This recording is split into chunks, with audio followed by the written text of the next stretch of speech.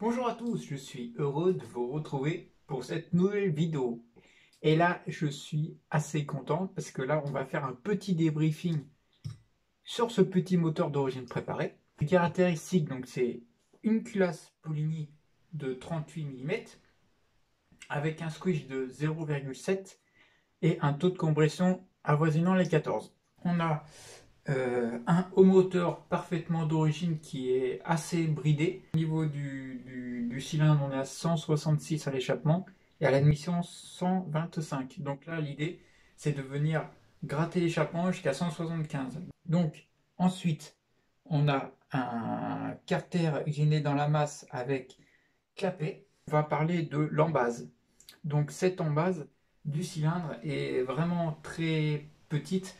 Donc, je vais la majorer. Donc, dans la précédente vidéo que je vous ai présentée déjà, je vous ai parlé de cette petite préparation. Si on peut appeler ça une préparation, en fait, j'ai voulu voir quelle était la meilleure option. Donc, en premier, j'ai fait ça. Ça m'a pas très convaincu parce que il y avait le plan de joint était limite.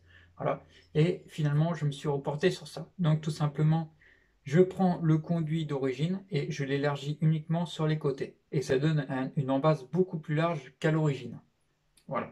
Donc ça, c'est la partie théorique du cylindre, on va dire. Maintenant, côté performance, là, alors, si je voulais, je pourrais ne plus y toucher, sauf que comme je vous ai dit, ce n'est pas trop cohérent, donc quelques freins dans le moteur, et le frein, il se situe notamment dans le cylindre et dans l'allumage.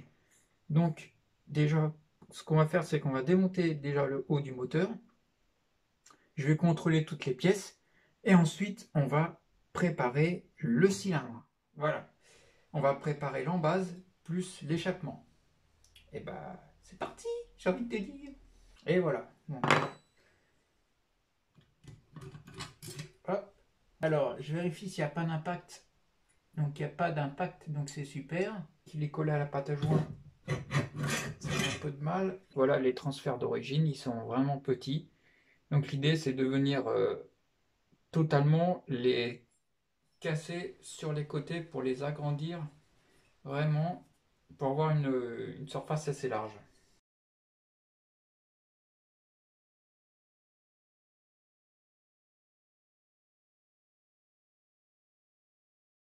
Là, tu vois, avec le nouveau joint, je fais une comparaison pour voir si ça s'accorde bien, si j'ai pas besoin de gratter et tout. Là, ça a l'air plutôt pas mal ici. Ici, il y aurait juste un petit coup de grattoir à mettre. C'est pas grand-chose, il y a vraiment pas grand-chose. On va y faire proprement. Gratter toute la surface qui manque, coordonnée avec les plans de joint du carter. Donc voilà, j'ai tracé. Donc on va élargir comme ça.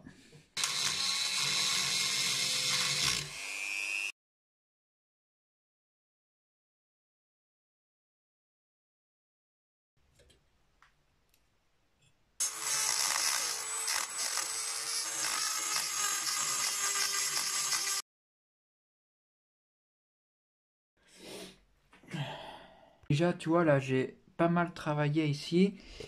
Donc, là, il y a un petit truc encore, là, un petit truc brillant enlevé. Et ici aussi, il y a une petite gratouille de rien du tout. Tu vois, après avoir fini la petite préparation des transferts, donc ce que je vais faire maintenant, je vais faire les finitions. Donc, c'est-à-dire que je vais ébavurer l'intérieur des transferts. Puis là, bah, sur l'autre, bah, c'est exactement pareil, hein. Voilà, j'ai enlevé tout ce qu'il fallait enlever. Donc pas trop gros, hein, mais largement plus gros que l'autre cylindre. Donc j'en ai pas d'origine à te montrer, mais j'ai mon petit DR là qu'on voit ici. Donc si l'on reporte sur l'origine là, ok, l'origine est, enfin c'est du kiff kiff quoi, hein. Celui-là il est un petit peu, le DR il est un petit peu mieux travaillé. Évidemment celui-là j'étais obligé de repenter sur l'embase aussi, faire avec la forme de l'embase du carter. Donc bah, du coup j'ai calculé mes diagrammes et j'arrive à 168 à l'échappement pour 126 à l'admission. Donc là il faut que je m'arrête là, juste en dessous, pile poil.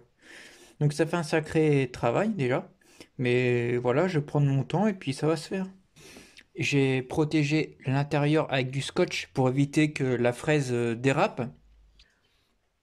Bon bah voilà, j'ai enfin fini ce cylindre. Donc je te cache pas que j'ai dû faire quelques finitions. C'était vraiment dégueulasse. Donc il y avait des restes de, comment qu'on appelle ça? Des restes de fonderie à l'intérieur des transferts. Donc ça faisait comme des petits pâtés. C'était collé, donc je les ai décollés. Voilà, j'ai tout bien nettoyé. Là, c'est la même surface sur les deux. Là, normalement, tu vois bien.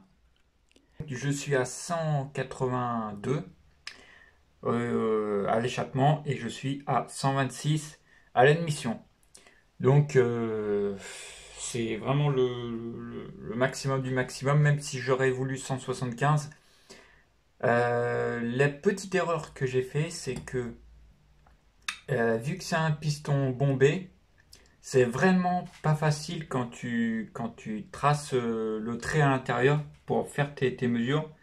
Donc je voulais m'arrêter à 175, bah finalement j'ai 6 ou 7 degrés de plus. Là maintenant je vais mesurer le squish, donc déjà. Et ensuite je vous dis la petite surprise.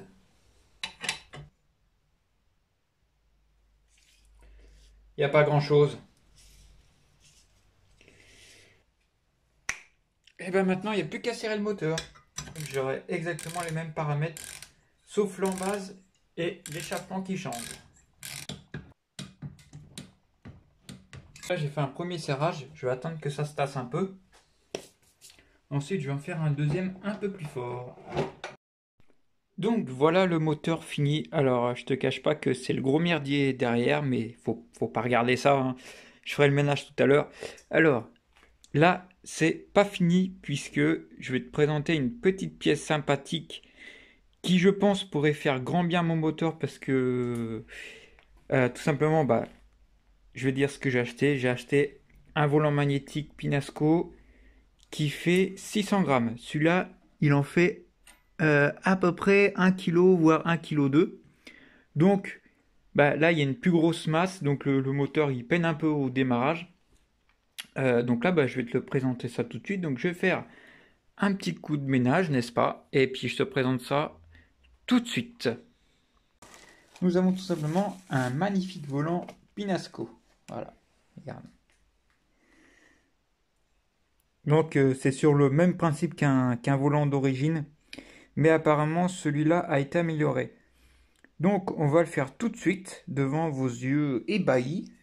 On va le monter tout de suite. Donc j'espère que j'ai le bon extracteur. On est chaud. On extrait ce volant.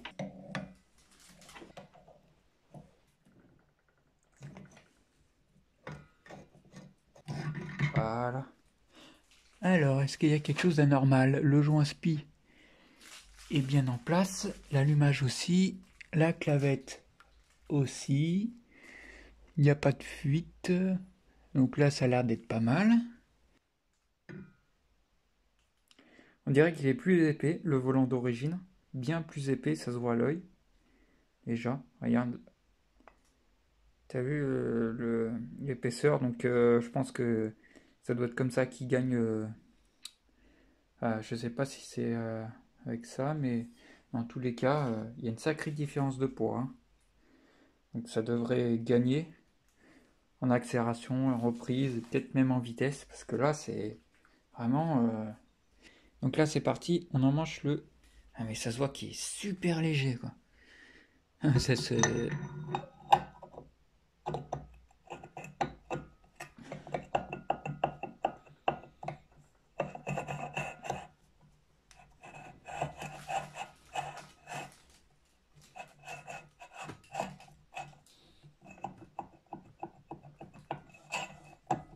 Pour te faire simple, celui-là c'est le volant magnétique d'origine. Celui-là, en général, on n'a pas trop de problème pour l'emmancher, c'est-à-dire qu'en 2 ou 3 essais, clavette bien mise, on y arrive. Tiens, regarde, je te montre l'erreur qu'a fait pas mal de gens avec le volant magnétique Pinasco. Si tu l'en manges comme ça, en gros, le volant il va vraiment avec du jeu, vraiment au moins la moitié d'un centimètre, il fait comme ça de chaque côté. Au départ, tu vois, le volant, il a vraiment du jeu, quoi. Il bouge de droite à gauche. Là, il a plus de jeu. Donc, c'est-à-dire qu'en fait, c'est vraiment une position de merde de clavette. Faut qu'elle soit légèrement inclinée comme ça, tu vois. Légèrement inclinée comme ça, la clavette. Et ensuite, tu l'enfonces un petit peu au marteau pour bien qu'elle soit à fond dans son logement sur le vilebrequin. Et ensuite, donc, moi, ce que je fais, c'est que j'ai pris ça, tu vois, là, par exemple, et je faisais tourner le volant en même temps. Et quand il y avait des petits... Je cherchais le point où c'était le plus déformé, où ça faisait le plus de vagues. Et ensuite, avec le maillet, je tapais ici. Et plus ça allait, et plus le volant tournait droit. Regarde, donc là, je te fais l'exemple. Là, je crois qu'il y a... Après, on peut y voir au comparateur si ça tourne droit, mais regarde déjà, à vue d'œil. Regarde. Est-ce que tu vois des vagues? Le volant, il tourne super droit. Donc là, je suis relativement content, tu vois. Donc là, c'est déjà une belle victoire d'avoir un volant qui tourne droit, sans forcer.